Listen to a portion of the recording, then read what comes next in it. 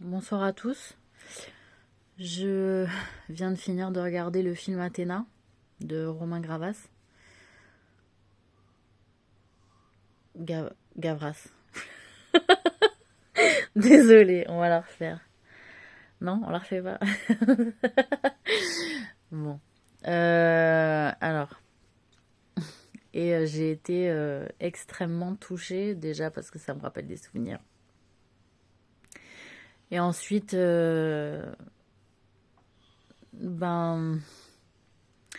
sujet difficile de nos banlieues. Alors, les banlieues, il y a différents types de banlieues, on est d'accord.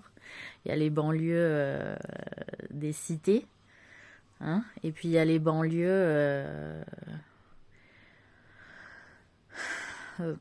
plus familiales, hein, avec des maisons de plein pied, hein.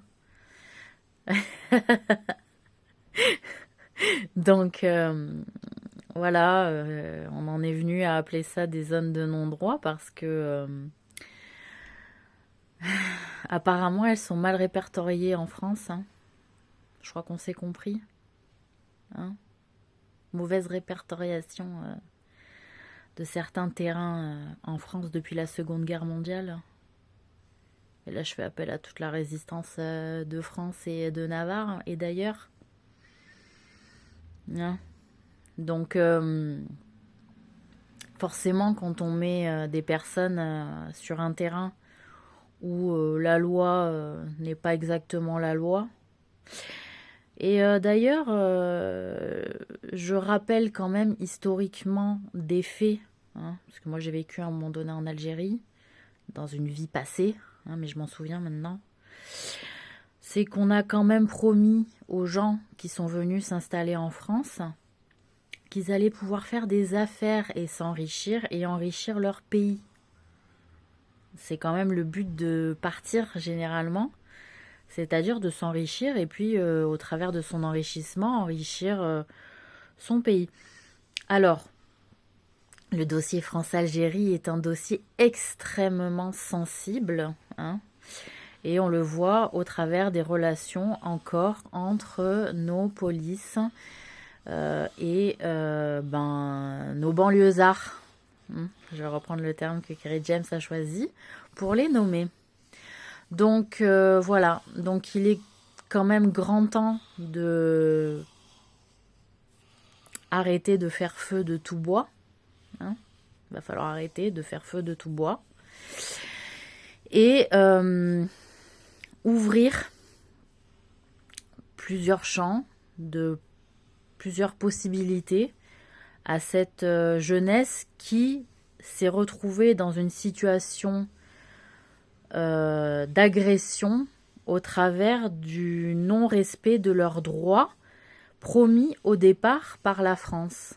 Sauf qu'une fois arrivés en France, à beaucoup d'entre eux de leur communauté, des Algériens en fait, et Maghrébins en général, on leur a dit « Ah mais non, en France, ça se passe pas comme ça ». C'est-à-dire que on leur a montré que pour les Français, en Algérie, ça se passait hyper bien et que quand ils prenaient le parti de suivre les Français, hein, je veux dire en Algérie quand même, je rappelle, j'ai fait une vidéo là-dessus, qu'ils n'avaient pas le droit pour d'aller dans certains cafés, hein, et comme des Italiens et comme des chiens, hein, ne pouvaient pas entrer dans certains lieux en Algérie alors qu'ils étaient dans leur propre pays, hein, au départ, et que c'est donc nous qui nous étions installés chez eux. Donc, il est quand même intéressant de noter que, encore une fois, la France a failli à un engagement qui leur était promis. D'accord ? Je vais juste rappeler un fait historique quand même, que l'invasion de l'Algérie par la France a été faite par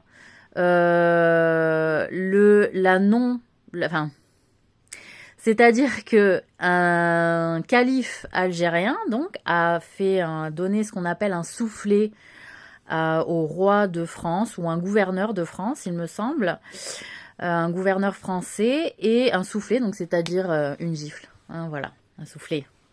Voilà, dans ce sens-là, un soufflet, avec un gant, généralement. Parce qu'on se salit pas les mains en donnant un soufflet, ça veut dire qu'on nie l'égalité de la personne à qui on a en face et que donc on ne se salit pas les mains et qu'on lui donne un soufflet. Une manière à ce que ça souffle le vent sur la joue, voilà, pour dire je ne suis pas ton égal.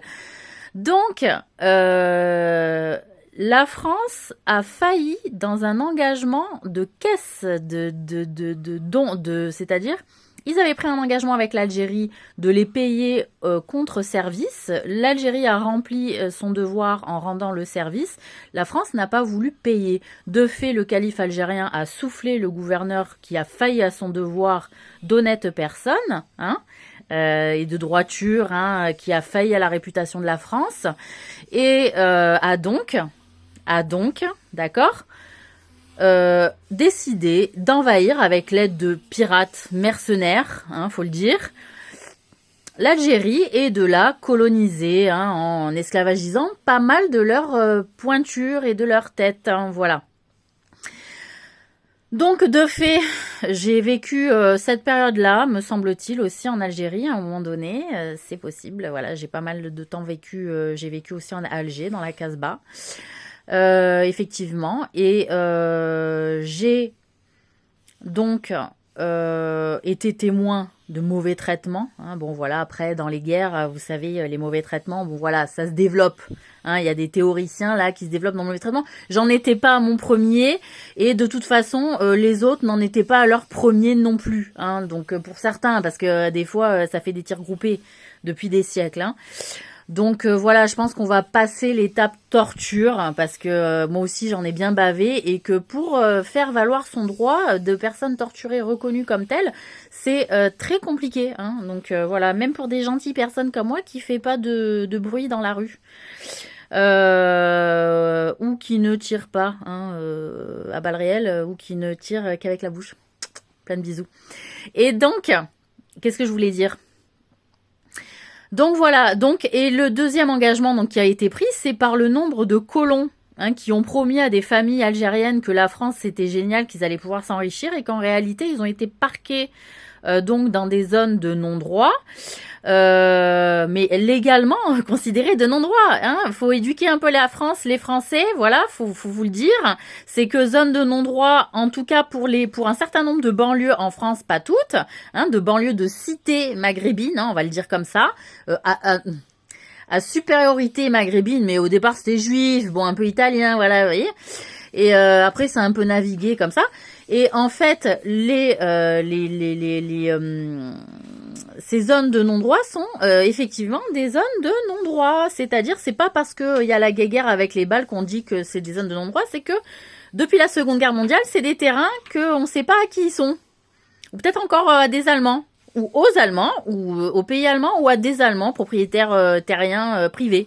Voilà, donc moi, je lance le scandale parce qu'il y en a assez que les choses ne soient pas dites et qu'il y ait des innocents qui meurent pour des raisons, excusez-moi, qui datent de la Seconde Guerre mondiale et qui traînent en longueur. Et que j'aimerais que les personnes, donc, signalent au service d'établissements territoriaux français, j'en sais rien, et qu'à un moment donné, chacun prenne ses responsabilités et qu'on arrête de laisser s'enliser et s'envenimer des situations parce que personne n'est dupe de ce qui se joue aussi entre banlieusards et entre police ou faux policiers d'extrême droite, etc. Il y a des jeux qui sont extrêmement moches, extrêmement mauvais, où à un moment donné, on a envie aussi de montrer, parce que dans la mentalité française quand même, on est toujours en train de pointer du doigt les banlieusards parce qu'ils savent pas tenir leur langue, peut-être au départ, parce que ils savent pas ils savent pas ça, ou ils sont grossiers, ils disent des gros mots, etc. Ça, on l'a vu à l'école, tu te tiens mal, t'es plus puni que les autres, etc. Alors qu'en réalité, se jouent des choses à la maison aussi très compliquées au regard de justement cette installation ratée en France, puisqu'il y a quand même des gens d'Algérie qui ont colonisé l'Algérie et qui se sont considérés comme français, c'est-à-dire on est algérien, en Algérie avec les lois de la France, et puis donc on est français parce qu'on est quand même blanc, etc. En France, et que donc on a le dessus sur les Algériens, et que on était voisins. Hein, il y a des Français donc en Algérie qui étaient voisins d'Algériens, qui leur ont promis que la France allait être géniale, qu'ils allaient pouvoir devenir aussi riches qu'eux et avoir profité des mêmes réglementations et protections qu'un Français. Parce que c'est ça aussi qui se jouait, c'est-à-dire je vais avoir la même réglementation qu'un Français et la même protection qu'un Français, hein, et que je vais pouvoir m'enrichir aussi pareil qu'un Français, alors qu'en réalité, arrivé sur place, on leur a expliqué que non, pas tout à fait. Vous n'allez pas exactement avoir la même sécurité qu'un Français, vous n'allez pas vous bénéficier de la même réglementation que la France peut-être, même au travers de votre logement. D'accord? L'arnaque? Et qu'est-ce qui s'est joué en échange? Des terrains. En Algérie. Eh oui. Des terrains en Algérie, faut le dire. Voilà, c'est-à-dire, l'Algérien, il invite le Français en Algérie à boire le thé, etc. On fraternise, etc. Le Français, il a l'impression de déverser toute sa générosité en tenant avec respect l'Algérien moyen, voyez, basané, qui a une maison un peu chichement aménagée, en dormant par terre, etc. Il a l'impression de faire le grand seigneur en le traitant avec respect. D'accord? Voilà, ça vous le savez, je vous apprends rien pour beaucoup. Et que une fois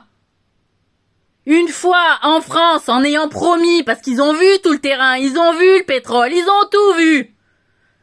Hein? Arrivés en France, ils ont bénéficié d'échanges parce que le mec, il savait pas lire le français, il savait pas écrire, ils ont fait signer les papiers, ils sont devenus propriétaires terriens comme ça.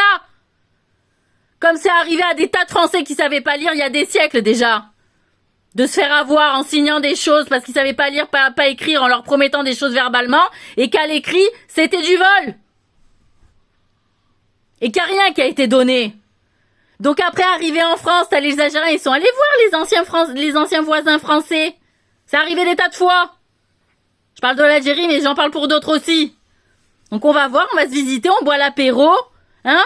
On pousse les enfants à manger le petit apéritif au bacon là pour expliquer aux gens que ouais, on accepte la France et tout avec le porc, on est prêt à se soumettre un petit peu là. D'accord? Cette histoire toujours de porc là qui date depuis 60 ans. Voilà. Donc on arrive au respect là, voilà, ça y est, on a des pubs sur le sans porc. Bon merci beaucoup. Mais on a vachement cravaché, et puis alors il y a eu ça s'est étalé sur les territoires que c'était pas à nous. Donc voilà, donc ils se sont fait un petit apéro comme ça, ils ont reçu les Algériens à la française comme ça, et puis ni vu ni connu, ils sont plus revus. Hein? Par contre le terrain, après l'autre, il y avait plus accès. Ou alors on lui a dit, mais qu'est-ce que t'as fait? Pourquoi t'as vendu un Français une fois rentré en Algérie? Du coup, il était vu comme quoi? Comme un renégat? Hein? Voilà, pourquoi? Parce qu'il a fait la confiance aux Français qui étaient sur place, qui le traitaient correctement par rapport à d'autres qui traitaient plus mal. Parce que t'as les mecs qui traitent bien pour les affaires, hein? Et t'as les mecs aussi qui traitent mal. Mais alors eux, ils vont pas faire d'affaires, c'est-à-dire on se fréquente pas. Je vais investir dans les multinationales. Voilà. Donc, moi, je suis désolée. Il va falloir que chacun assume ses positions. Moi, je suis le sceau de la vérité. Je dis la vérité. Je dis ce dont j'ai été témoin aussi et ce que j'ai reçu comme témoignage. Et je pense que ce qui se joue malheureusement dans les banlieues, c'est un peu tout ça. C'est des restes qui ont pris le pas sur des histoires non réglées et que les personnes ne veulent pas se responsabiliser, que ça prend le pas sur la jeunesse. Et qu'elles sont pas perdues. C'est juste qu'elles sont particulièrement lucides et conscientes de ne pas vouloir payer pour des faits qui sont anciens. Et que tout le monde est fatigué, en fait. Voilà. Donc que chacun prenne ses positions. Moi, je suis pour qu'il y ait un pardon de la France à l'Algérie. Voilà, vous voulez mon avis. Je suis pour qu'il y ait un pardon, une demande de pardon de la France à l'Algérie. Parce que par deux coups, il y a eu de grosses arnaques envers le peuple algérien. Voilà. Donc, voilà mon positionnement. Et par contre, pour ce qui se joue en filigrane au travers des commissariats et de groupuscules d'extrême droite qui usent de vêtements achetés sur internet avec des trucs police, etc. et tout, et qui vont dans des cités faire la merde, bah, ils jouent le jeu du désordre, de la division. C'est aussi pour montrer que c'est pas toujours les mêmes les victimes, hein. C'est-à-dire pour montrer aussi que eux, les Arabes, ils sont victimes, que des fois ils sont touchés aussi par des injustices. Et au-delà de ça, il y a de vrais racistes aussi, hein, parce qu'il y a le jeu, et puis il y a de vrais racistes aussi qui se positionnent de manière très violente, et qu'il y en a qui prennent la mort, il y en a qui prennent pas la mort, il y en a qui sacrifient, il y en a qui sacrifient de part et d'autre, de tous les côtés, et que il faudrait quand même sortir certains systèmes de nos ordres, c'est-à-dire policiers, gendarmes, etc., qui mettent à mal la réputation de gens qui font partie de l'ordre de l'État. Donc, il faudrait vraiment que chacun aussi prenne ses responsabilités dans les rangs et que les personnes vraiment racistes de source, il faudrait quand même profiler un peu les personnes quand on est sur des opérations compliquées. Et ça, je sais que c'est fait malheureusement et que c'est comme ça passe quand même à la trappe. Mais voilà, le système, il n'est pas parfait. Il y a des humains. Si vous voulez un système où il n'y a pas, où il y a zéro erreur, il y a zéro défaut, il y a zéro casse, hein, zéro bavure, ce que vous voulez, dommages collatéraux, ça n'existe pas. Dès qu'on travaille avec de l'humain, il y a du dommage collatéral. Je l'ai vécu dans l'armée, je l'ai vécu à d'autres instances, dans d'autres incarnations, hein, pas dans l'incarnation de Maud. J'ai observé des tas de choses en tant que l'incarnation de Maud, mais voilà, c'était plus en background, hein, vous le savez. Donc, à un moment donné, c'est une part des responsabilités de chacun, mais aussi arrêter aussi de la société bien pensante qui veulent toujours un système parfait où il n'y a pas de mort. J'ai envie de dire, il y en a certaines, elles ont tellement peur de la mort alors qu'elles voient revivaliser toujours les mêmes personnes. J'ai envie de dire, détendez-vous et lancez-vous dans l'aventure parce que en fait, vous nous prenez tous en otage avec cette peur-là, alors qu'en réalité, c'est ce système-là d'ayant peur à tout prix que tout soit, qu'il y ait des erreurs, etc., qui soient vraiment dans un contrôle très grave. Parce qu'on peut pas tout contrôler, c'est Dieu qui contrôle. Je veux dire, à un moment donné, il faut sortir aussi quand on est dans une situation en plus qui s'enlise, expliquer au monde qu'il faut pas qu'il y ait ci, qu'il faut pas qu'il y ait ça, et que donc on met un système. Vous voyez, c'est comme le système avec le fromage, vous voyez, où on le pasteurise encore plus parce qu'on a peur des microbes, en fait, et tout devient dégueulasse à vivre, vous voyez. J'ai envie de dire, voilà, la vie qui a du goût, c'est aussi une vie où il y a du risque, et où il y a des enjeux aussi impliquant, peut-être pas toujours la vie, mais en tout cas impliquant le destin des gens.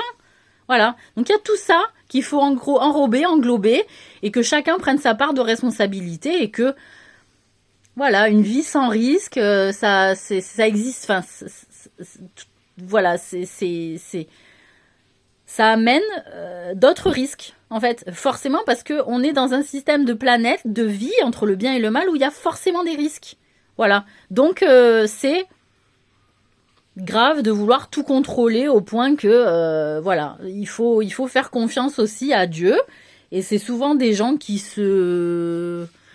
ont pas la foi, ou j'en sais rien dans quoi ils mettent la foi, mais enfin qui commencent à avoir peur de tout et qui veulent tout contrôler, qui rentrent dans les instances du système et qui font des blocages incommensurables, quoi. Ça roule pas, hein, parce qu'on n'a pas l'habitude de fluidifier la roulie, quoi. Enfin voilà. Donc, enfin voilà. Donc c'est un très beau film. J'ai beaucoup pleuré. Et il est très bien fait, et je suis ravie du travail qu'on a tous fait ensemble. Voilà. Allez, bonne soirée.